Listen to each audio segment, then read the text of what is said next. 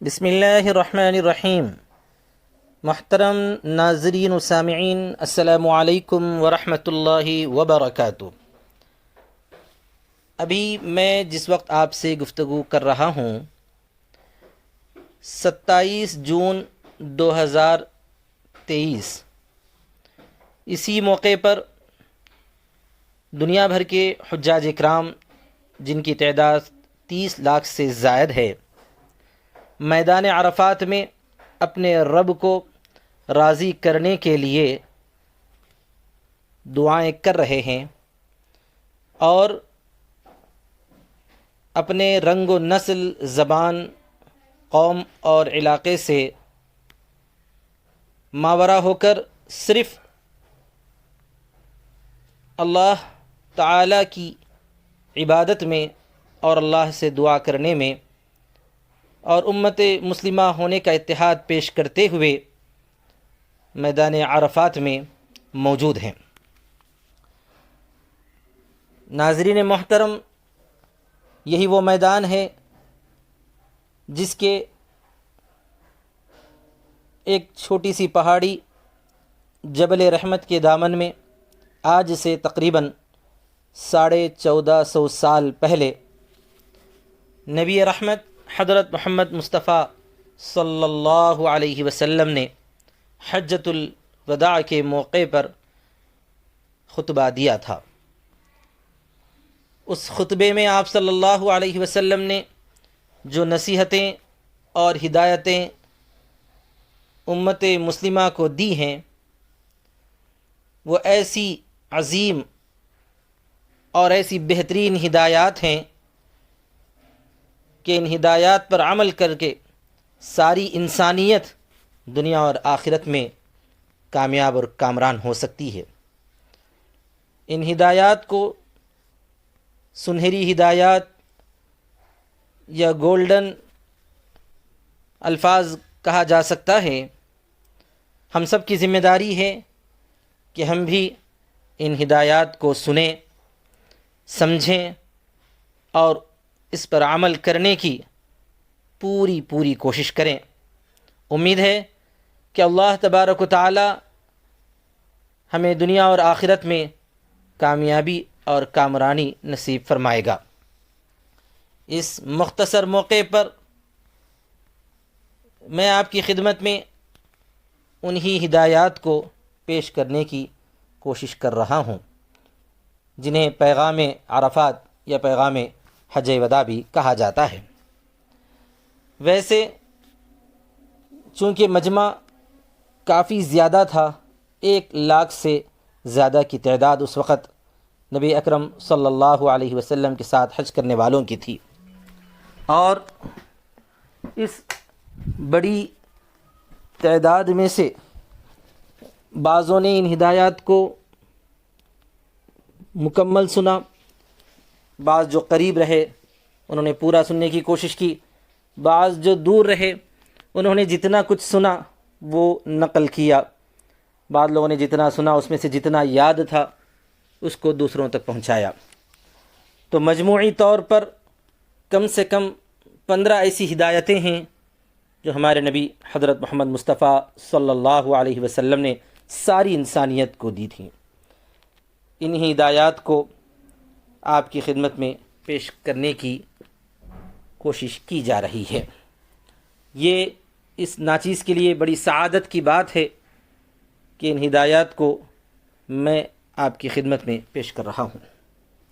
سب سے پہلی ہدایت ہے، نبی صلی اللہ علیہ وسلم نے فرمایا، اے لوگو سنو، مجھے نہیں لگتا کہ اگلے سال میں تمہارے درمیان موجود ہوں گا۔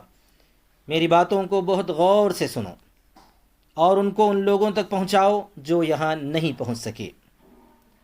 ناظرین، اسی وجہ سے ہم سب کی ذمہ داری ہوتی ہے کہ ہم ان ہدایات کو غور سے سنیں بھی، سمجھنے کی بھی کوشش کریں اور دوسروں تک پہنچاتے رہیں۔ ہدایت نمبر 2، اے لوگو، جس طرح یہ آج کا دن، یہ مہینہ اور یہ جگہ عزت و حرمت والے ہیں، بالکل اسی طرح دوسرے مسلمانوں کی زندگی، عزت اور مال حرمت والے ہیں۔ تم اس کو چھیڑ نہیں سکتے۔ ہدایت نمبر 3، لوگوں کے مال اور امانتیں ان کو واپس کرو۔ ہدایت نمبر 4، کسی کو تنگ نہ کرو، کسی کا نقصان نہ کرو تاکہ تم بھی محفوظ رہو۔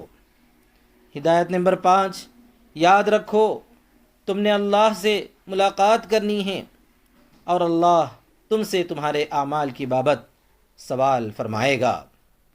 ہدایت نمبر 6، اللہ نے سود کو ختم کر دیا، اس لیے آج سے سارا سود ختم کر دو، یعنی معاف کر دو۔ ہدایت نمبر 7، تم عورتوں پر حق رکھتے ہو اور وہ تم پر حق رکھتی ہیں، جب وہ اپنے حقوق پورے کر رہی ہیں تم ان کی ساری ذمہ داریاں پوری کرو۔ ہدایت نمبر 8، عورتوں کے بارے میں نرمی کا رویہ قائم رکھو کیونکہ وہ تمہاری شراکت دار یعنی پارٹنر ہیں اور بے لوث تمہاری خدمت کرتی ہیں۔ نمبر 9، کبھی زنا کے قریب بھی مت جانا۔ نمبر 10، اے لوگو میری بات غور سے سنو، صرف اللہ کی عبادت کرو، 5 فرض نمازیں پوری رکھو یعنی نمازوں کا اہتمام کرو، رمضان کے روزے رکھو اور زکوٰۃ ادا کرتے رہو، اگر استطاعت ہو تو حج کرو۔ نمبر 11، زبان کی بنیاد پر، رنگ و نسل کی بنیاد پر تعصب میں مت پڑ جانا، کالے کو گورے پر اور گورے کو کالے پر، عربی کو عجمی پر اور عجمی کو عربی پر کوئی فوقیت حاصل نہیں۔ ہر مسلمان دوسرے مسلمان کا بھائی ہے، تم سب اللہ کی نظر میں برابر ہو، برتری صرف تقوی کی وجہ سے ہے۔ نمبر 12، یاد رکھو تم ایک دن اللہ کے سامنے اپنے اعمال کی جواب دہی کے لیے حاضر ہونا ہے، خبردار رہو میرے بعد گمراہ نہ ہو جانا۔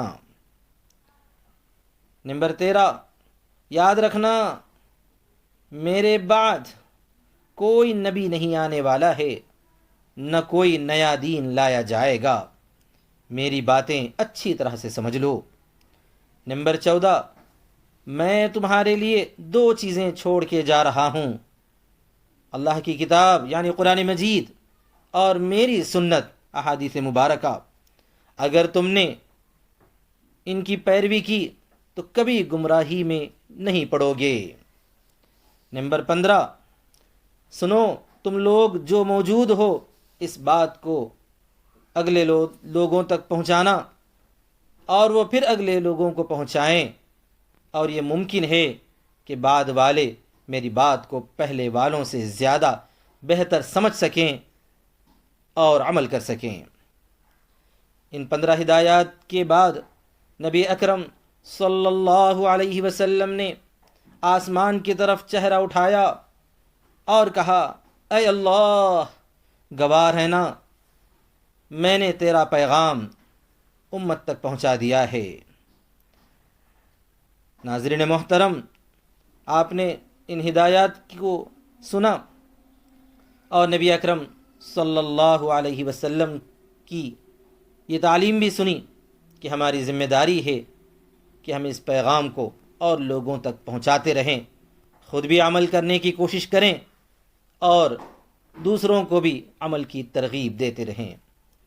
یہ ہدایات اتنی عمدہ اور اتنی بہترین ہیں کہ اگر کسی نے ان ہدایات پر عمل کرنے کا پختہ ارادہ کر لیا اور اس کے دل میں یہ جذبہ پیدا ہو گیا تو یقیناً دنیا میں بھی اس کی زندگی چین والی ہوگی، کسی کو اس سے شکایت نہیں ہوگی اور وہ کسی کے تعلق سے کوئی شکایت نہیں کرے گا۔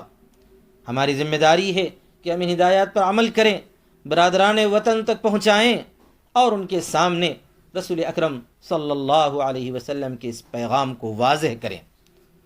اور یہ حج کا وہ عظیم موقع ہے، اس موقع کی مناسبت سے اگر ہمارے جاننے والوں میں اور ہمارے کانٹیکٹس میں غیر مسلم بھائی بہنیں ہیں تو ان تک بھی ہم ان ہدایات کو پہنچا سکتے ہیں۔ آخر میں اللہ تعالیٰ سے دعا ہے کہ اللہ تعالیٰ ہمیں بھی ان لوگوں میں شامل کرے جو اس پیغام کو سنیں، پڑھیں اور اس پر عمل کرنے والے بنیں اور اس کو آگے پھیلانے والے بنیں۔ اللہ پاک ہم سب کو اس دنیا میں نبی رحمت صلی اللہ علیہ وسلم کی محبت اور سنت عطا فرمائے اور آخرت میں جنت الفردوس میں اپنے نبی صلی اللہ علیہ وسلم کے ساتھ اکٹھا کرے۔ آمین۔ وآخر دعوانا ان الحمد للہ رب العالمین، والسلام علیکم ورحمۃ اللہ وبرکاتہ۔